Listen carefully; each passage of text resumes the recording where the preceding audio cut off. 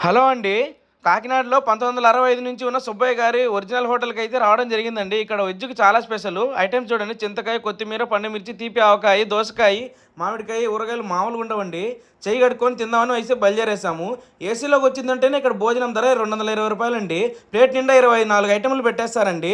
జున్ను, పన్నీరు, క్యారెట్ హల్వా, గోంగూర, cabbage, cauliflower, పప్పు, ఆవకాయి, రోటీ, పులిహోర, vada, పునుగుల bajji fry, Kakinada కాజా famous, తర్వాత అప్పలము, క్యారెట్ హల్వా ఐటెంలు అయితే బాబోయ్ నాకు అసలు చెప్పడానికి కూడా రావట్లేదండి. నోటికి అన్ని ఐటమ్స్ పెట్టారండి. ఇలా మర్యాద అయితే మామూలు ఉండదండి.